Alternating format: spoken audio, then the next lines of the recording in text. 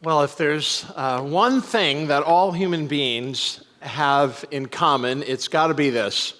We like to be comfortable. You think about all the ways all the lengths people have gone to just be a little bit more comfortable in life. Right? For example, we invented air conditioners so that our homes and even our churches could have the perfect temperature no matter what the weather was like outside. We invented cruise control so that our cars would work easier and our ankles wouldn't get sore and tired on long trips. We invented memory foam mattress toppers because regular mattresses just weren't comfortable enough for us. We invented the remote control so we wouldn't have to suffer like our parents and grandparents did, getting up from their chair to their TV back and forth. And then when we got too many remote controls, we invented the universal remote control, the remote control for remote controls. And the list goes on and on and on. The best-selling chair in America is the Lazy Boy chair because, of course, if we're not going to get up to change the channel anymore, we've got to be even more comfortable. Did you know they have now added refrigerators to the sides of some Lazy Boy chairs so that you don't have to get up to get yourself a drink either? We even have a whole category of meals that we classify not by how they taste, but by how they make us feel. We call them comfort foods. Comfort foods. And sometimes our desire for comfort goes so far it becomes just absolutely absurd. For example, have you heard about the ostrich pillow? The ostrich pillow was invented about 5 years ago now in order to allow people to be so comfortable that they could take a nap anywhere, anytime. This is what the ostrich pillow looks like. This is not a joke. This is a real thing. They say you can use them to take a nap in the passenger seat of your car. You can use them to take a little rest at work, right there at your desk. They especially recommend them for those long, uncomfortable plane rides. And one of its reviewers says it like this: you won't have to worry about a chatty seatmate if you're wearing this on a plane. That's true. And if you wear it at work, you won't have to worry about having a job either, right? We all like to be comfortable. But we find out today that there is someone who does not share our comfort obsession. And that's God. Here's the first lesson for us for today. God often puts us in uncomfortable situations on purpose. You think about it. He told Abraham to leave his people, his country, even his own family, to go to a land that he'd never heard of or ever been to. That is uncomfortable. He told Moses to go to the Pharaoh of Egypt and tell him that he was under God's judgment. And then he made Moses wander around in the desert for years with a group of people who could not stop complaining. That's uncomfortable. He told Esther to risk her life. He told Jeremiah to preach to a people who would not listen to him. He told Hosea to marry a woman that did not love him. These are all very uncomfortable situations. And sooner or later, it seems that God tends to push his people into situations like that are very uncomfortable. We're witnessing another one of these times in our reading for today from Acts 20. Paul, it says, is passing by Ephesus, and there is a church there that is near and dear to him. Paul founded this church on his second missionary journey. Most of the people in that church had been personally brought to faith by Paul. Paul was the only spiritual leader that they had ever known. So Paul was the guy for them. He meant so much to these people. But Paul came and gave them a message they did not want to hear. Verse 25, Paul says, Now I know that none of you, among whom I have gone about preaching the kingdom, will ever see me again." Oh, they did not like that message. That message made them very uncomfortable. And so it says this at the end of the reading: "They all wept as they embraced him and kissed him." And that's the second thing we have to recognize today. We do not like being uncomfortable. Abraham and Moses didn't like it. Esther and Jeremiah and Hosea didn't like it. The Ephesian elders didn't like it. And we don't either. Just this past week, I had to do something that made me very uncomfortable. I dropped my oldest son off at college in another state. Now, I will be the first to say that he is absolutely ready for this. I'm proud of the young man he's become. This is going to be a good thing for him. I'm excited about all the amazing opportunities before him. And I still don't like it. Because saying goodbye and leaving him there all alone made me feel very uncomfortable. Now, why do things like this make us so uncomfortable? I had a long car ride home to think about it. And there's at least 4 things I think that are often at play, certainly in this situation. For starters, there's a loss of control, or at least the loss of the appearance of control. Right, when my son was young, and even when he was in high school, I basically knew where he was and what he was doing pretty much every second of the day. But now I don't. And I don't like that. I like feeling in control. Feeling a loss of control is very uncomfortable for a dad. And then, secondly, I think there's fear.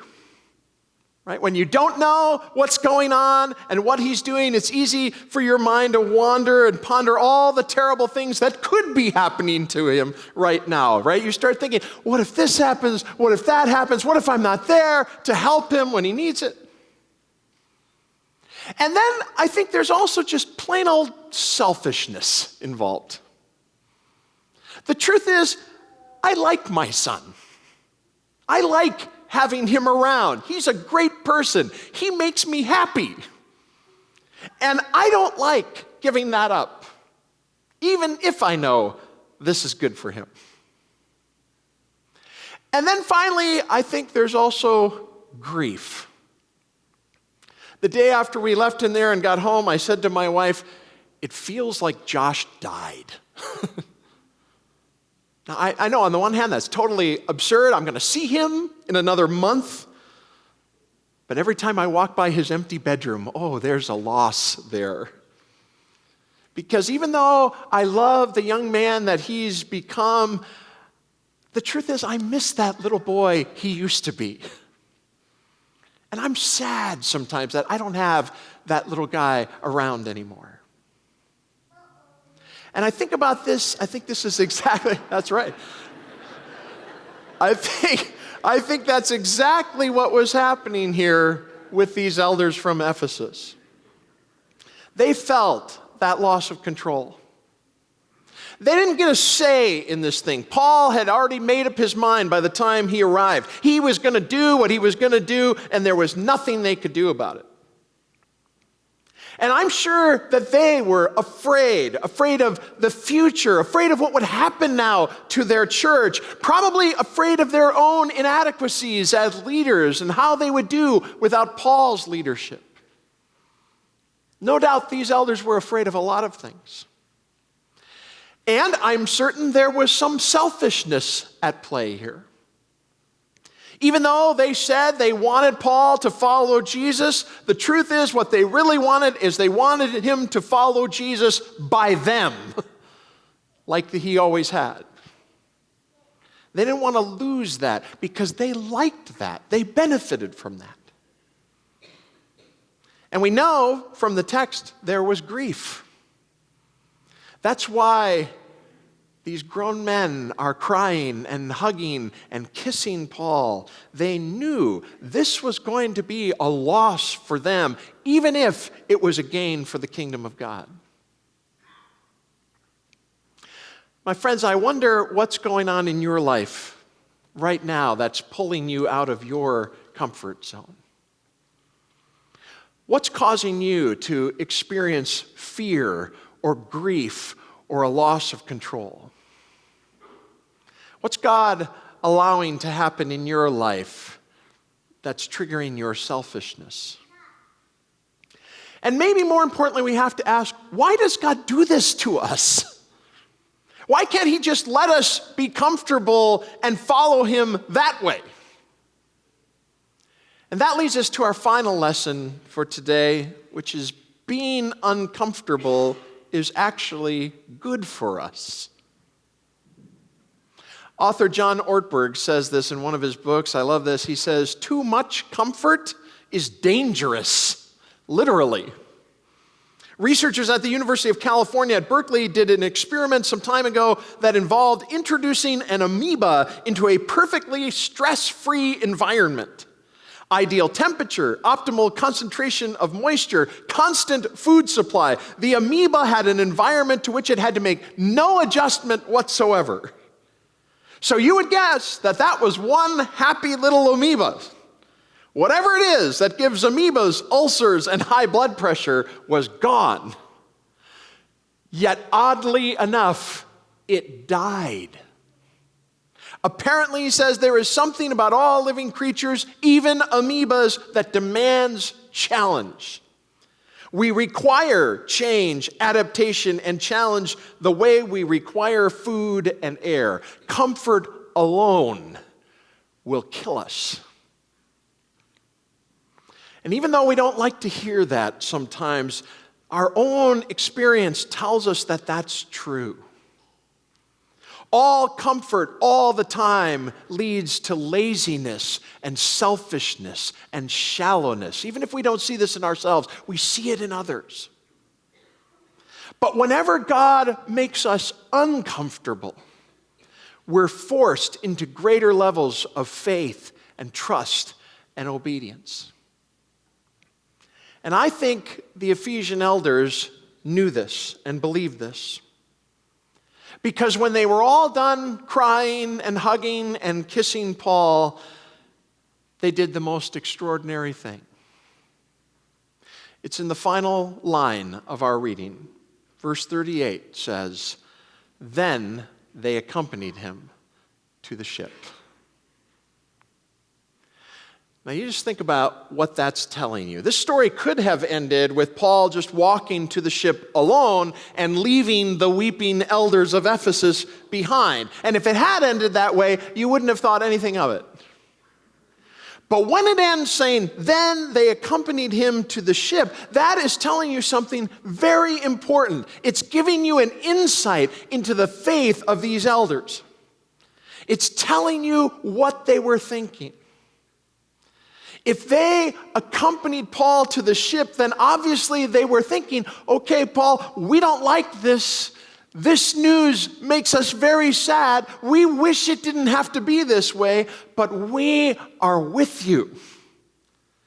Because even though we like being comfortable is not our highest value. And what is it that caused this group of men to have such mature character and faith and trust?